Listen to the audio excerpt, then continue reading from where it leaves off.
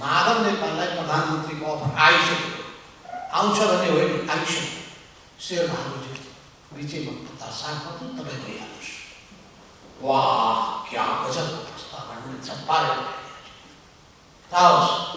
माधव नेपाल धोका दिने मान्छे होइन, सबैलाई गाली गरे जस्तै आफैले के भनेछ भने यो देशमा सभ्य छैन, संस्कार छैन, संस्कृति छैन, आफै त्यसको ठिक उल्लङ्घन गरे। कस्तो दोहोरो कुरा बोल्न सक्ने मान्छे, यो त मान्नै पर्छ है।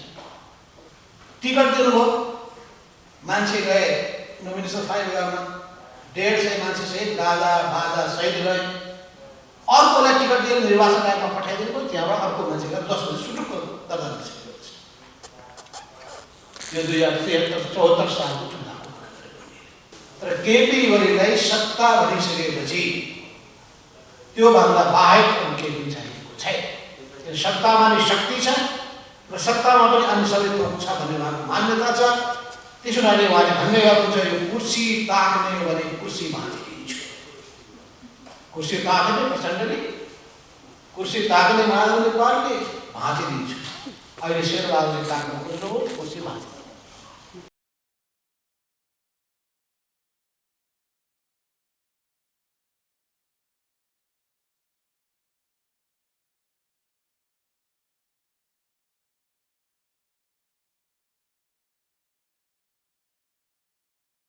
किन हाम्रो अवस्था भनेको पनि अलि भिन्न छ। तपाईँलाई थाहा छ कि हामी एउटा सङ्क्रमणकारी चरणबाट गुज्रिँदैछौँ। त्यसो हुनाले छुट्टै अलग पार्टीको रूपमा हामी छैन। हामी नेकपा एमाले भित्रकै विद्रोहीको रूपमा हिँडिरहेका छौँ। तर यो अवस्था कहिलेसम्म? अहिले हामी संविधानले दिएको व्यवस्था अनुसार नै 76(5) जुन वैकल्पिक सरकारको निम्ति प्रतिनिधि सभाका सदस्यहरूको अधिकार रहेको सन्दर्भमा नै हामीले वैकल्पिक प्रधानमन्त्रीको रूपमा 76-75 प्रधानमन्त्रीको रूपमा प्रतिगमनका रूपमा उभिएका दलहरूमध्ये, राष्ट्रियताको पक्षमा उभिएका दलहरूमध्ये 5 दलमा हामीले पनि एउटा दलको रूपमा नै नेकपा एमालेको विद्रोही समूहको रूपमा राख्ने हो भने यो मैले नाम अहिले जोड दिएको हामीलाई बुझ्न सजिलो होस् भनेर। त्यसो हुनाले चाहिँ हामी यो गठबन्धनमा अहिले छौँ। यो लोकतान्त्रिक वाम गठबन्धनको रूपमा रहेको छ। र हाम्रो यो लडाइँ केपी ओली व्यक्तिको विरुद्धको लडाइँ होइन, यो केपी ओली प्रवृत्ति विरुद्धको लडाइँ। समस्या कहाँ हुन्छ भने जब शक्ति र सत्ता, सत्ता, शक्ति र पैसा, यो तीनटाको मात भनेको बडो खतरनाक हुन्छ।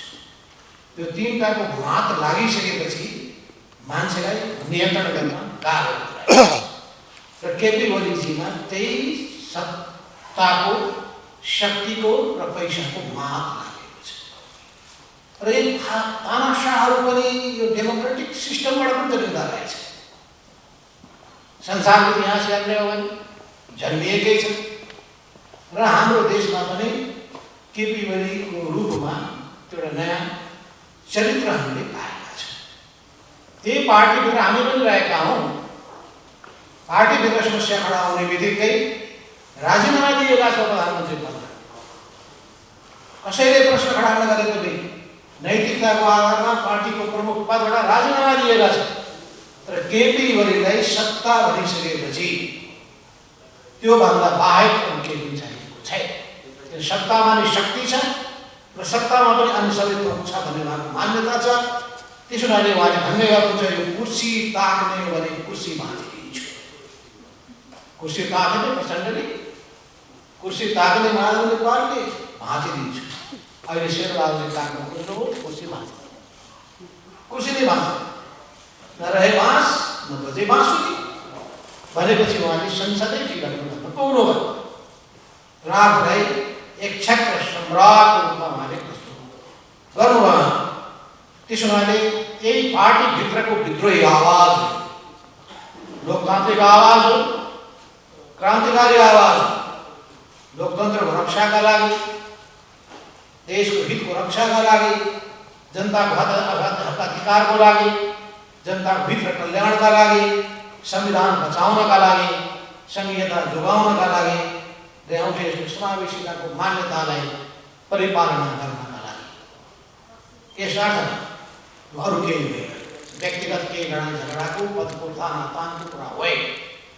त्यसो भए प्रधानमन्त्री पद दिएपछि माधव नेपालजीको फेरि मन विचलित हुने हो कि खुट्टा काम्ने हो कि समय छैन।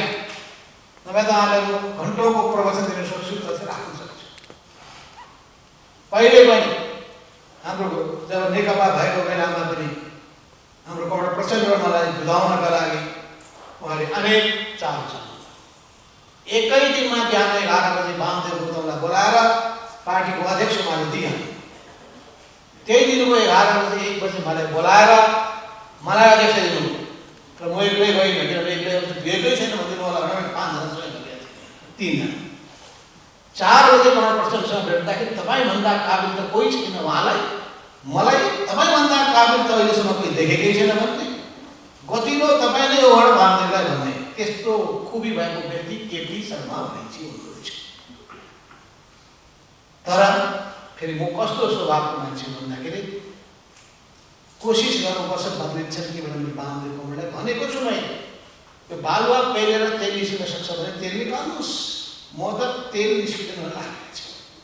तर कहिलेकाहीँ तेल निस्केर अचम्मको म्याजिकल चेन्ज भइन्छ कि भनेर मैले भन्ने गर्छु कि जादु टोना लगाएर फकाएर परिवर्तन गरेर सुधारेर ल्याउन सक्नुहुन्छ भने क्या बात हुन्छ। किनभने त्यो व्यक्तिगत लडाइँ झगडाको कुरा है, त्यो प्रवृत्ति विरुद्धको लडाइँ। हामी राष्ट्रियताको पक्षमा, लोकतन्त्रको पक्षमा, गणतन्त्रको पक्षमा, संविधानको पक्षमा, परिवर्तनको पक्षमा, जनताको हितको पक्षमा दृढताका साथ उभिनु पर्छ भन्ने मान्यताले एकसाथ हामी उभिएका छौँ। यसर्थ यो मान्यता साथमा अघि बढ्ने कुराको सन्दर्भमा अघि बढिरहेछ र तपाईँलाई म भन्न चाहन्छु। केपी ओलीको सन्दर्भमा मैले चर्चा गरेँ, कोर्स करेक्सन। केपी ओलीजीले राइटिस्ट कोएलिसन बनाउनु भएको छ। उहाँले गलत नीतिहरू अवलम्बन गर्नुभएको छ, गलत विचारहरू बोक्नु भएको छ, गलत चिन्तनहरू उहाँमा छ, गलत प्रवृत्तिहरू उहाँमा छ। यी सबै सुध्रेर ठिक बाटोमा जान चाहनुहुन्छ र बुद्ध भएर फर्किनुहुन्छ भने के भन्नु छ। वाल्मीकि तपाईँलाई थाहा छ कसरी भनेको, मैले भन्नै पर्छ। त्यसो भने रत्नाकर डाकु वाल्मीकि भन्नु सक्दछ भने पनि एउटा बताइन्छ। हुन त मलाई त्यति विश्वास छैन। रामदेवजी भन्नुहुन्थ्यो ठिकै भन्नुभयो, बालुवा पेलेर तेल त निस्किँदो रहेछ उहाँले भन्नु थाल्नुभएको छ। अझै पनि केही साथीहरूलाई लागेको छ कि बालुवा पेलेर निस्किन्छ कि तेल भन्नु लागेको छ। मैले अस्ति पनि त्यही भने त्यो बालुवा पेलेर तेल निस्किनेवाला छैन र म गलत साबित भइदियो भने मैले अहिले पनि धारणा छु। तर धेरैचोटिको धोका, पटक पटकको चालबाजीले हामी वाक्क दिक्क भएर हैरान भएर त्यसै हैरान। पहिले हामी हैरान भएका थियौँ नेकपा एमालेभित्र, पछि नेकपाभित्र हैरान सबै भयौँ। अब हुँदा पुरै अरू राजनीतिक दलहरू हैरान भइसके, सिँगै देशै हैरान भएको छ। सबैलाई गाली गरे जस्तै आफैले के भनेको छ भने यो देशमा सभ्य छैन, संस्कार छैन, संस्कृति छैन, आफै त्यसको ठिक उल्लङ्घन गर्ने। कस्तो दोहोरो कुरा बोल्नु सक्ने मान्छे, यो त मान्नै पर्छ है। त्यसमा राम्रो रिसर्च गर्नुपर्छ, के कुरा ल्याउनु पर्ने। यो लोकतन्त्र खतरामा हुने इन्डिकेटर के हुन् या अरू नेपालको अरू यस्तो डेन्जर जोखिमहरू के कुराहरूमा छन्, जनताको मनोभावनाहरू कस्तो छ, जनतामा कस्तो किसिमको मेन्टल साइकोलोजिकल चेन्ज भइरहेको छ, यो सबै कुरा ठिक एकदम भनौँ हामी कहाँ रिसर्च सिस्टम हामीले डेभलप गर्न सकेका छैन। त्यसमा त्यो ठिक छ। अब जहाँसम्म कुरा के हो भन्दाखेरि हामीले विश्वासको साथमा हामी एकताबद्ध रहेका छौँ र विश्वास एक वैचारिक मान्यतामा उभिएको छ। अब जहाँसम्म तपाईँले भन्नुभयो भोलि गएर केपी ओलीसँग गएर फस्नु चाहिँ क्या हो, टिकटै नदिने, कता साथ नदिने, त्यो त पहिले देखिएको छ। टिकट पनि दिनु रहेछ उहाँ, म एउटा तपाईँले सुनाइदिएको छु, सुनाउनै पऱ्यो। के हो धेरै तितो नबोल्नु पनि भनेदेखि साथीहरूले मलाई आज मिठै बोलेर आउनु टिकट दिनुभयो, मान्छे गए नोमिनेसन फाइल गर्न, 150 मान्छे सहित गाजा बाजा सहित गए। अर्कोलाई टिकट दिएर निर्वाचन आयोगमा पठाइदिनु भयो, त्यहाँबाट अर्को मान्छे गएर 10 बजे सुटुक्क दर्ता गरिसकेको छ। यो 2073-74 सालको चुनावको वाक्क दिक्क भएको स्थिति। त्यसो हुनाले यो चाहिँ त्यत्तिकै यो एउटा मनस्थितिमा हामी पुगेका होइन। हामी सबै हाम्रो विचार सम्मुखता भनिन्छ। अब त्यसो हुनाले अब त्यही पनि मैले भने कि मन उता शरीर यता हो, मन यता, तर मन पोजिटिभ डिरेक्सनमा जान्छ। पोजिटिभ डिरेक्सन भनेको देशलाई ठिकै भन्नुभयो, एउटा व्यक्तिलाई उही प्रवृत्ति कायम रह्यो भने के गर्ने? केपी ओलीकै सबै प्रवृत्तिको पुनरावृत्ति भने के गर्ने? तपाईँ ठिक कुरा उठाउनु भएको छ। त्यसो भने तपाईँले आफ्नो प्रतिबद्धता खोइ, प्रतिबद्धता पत्र खोइ, ठिक छ, हामी पनि छलफल गरौँ, तर समय आएपछि गर्नुपर्छ भन्ने हो हामीले। किन सर्वोच्च अदालतको फैसलासँग पुग्नु त पर्यो हामी।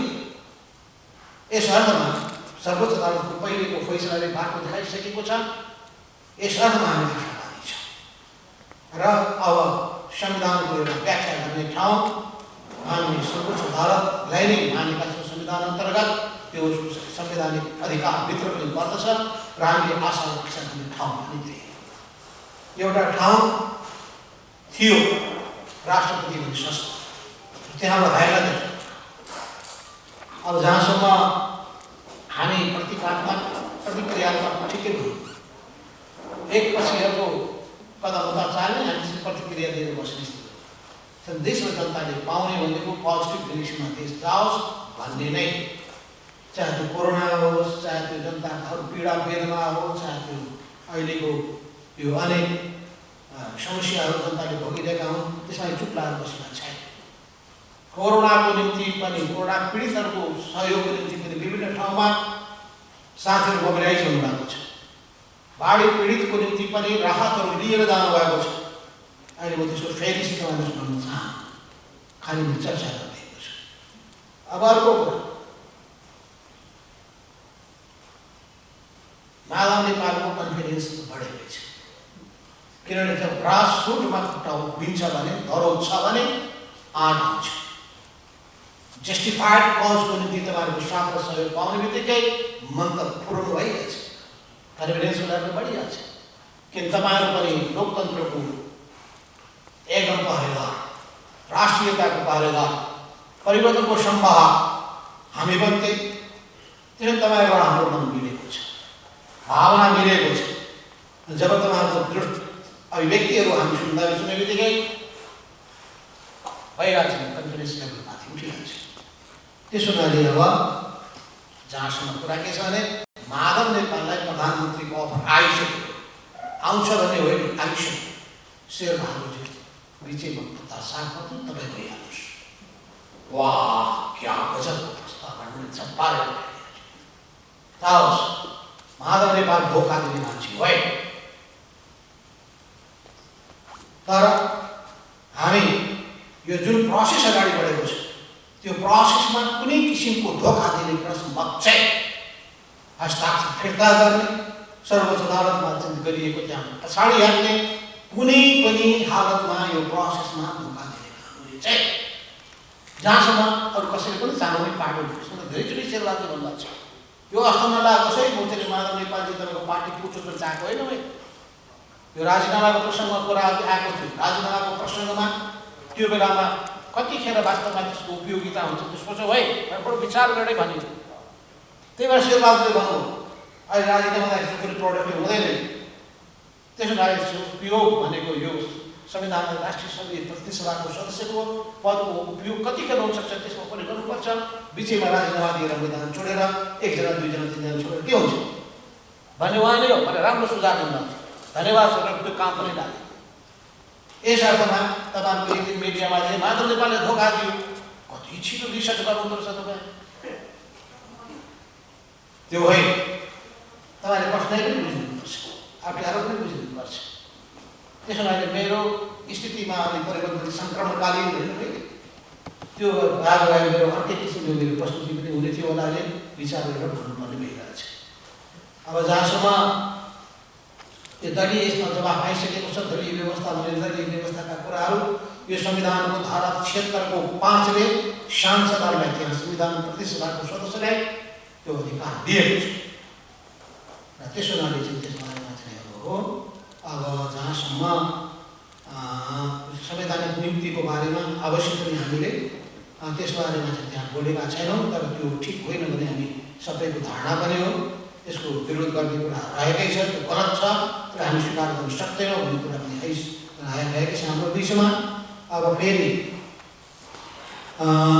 विश्वासको मत दिने कुराको सन्दर्भमा पहिलो त उहाँलाई क्षेत्र 5 अन्तर्गतको सर्वोच्च अदालतले प्रधानमन्त्री बनाउनु पर्छ भनेर सिधा प्रधानमन्त्री भइसकेपछिको अवस्थामा सिनारियो चेन्ज हुन्छ। सिनारियो चेन्ज भइसकेपछि स्वाभाविक रूपमा 1 महिनाभित्रको अवधि हामीले प्राप्त गर्छौँ। सुनिरहेको छु मैले उहाँले प्रधानमन्त्री हुने बित्तिकै माधव नेपालको सांसदबाट पत्ता साफ त्यो उठाएको छ। त्यसो हुनाले सबै चिजलाई ध्यानमा राखेर नै हामी जाने कुरा सोचेका छौँ र यसर्थमा यो हाम्रो जुन गठबन्धन चाहिए यो लोकतन्त्रलाई जोगाउनका लागि मुलुकलाई अघि बढाउनका लागि भएको हुनाले यो गठबन्धनप्रति शङ्का आशंका नगर्नुहोस्, यही म आग्रह गर्न चाहन्छु। धन्यवाद वरिष्ठ नेता कर्णेल माधव नेपाल।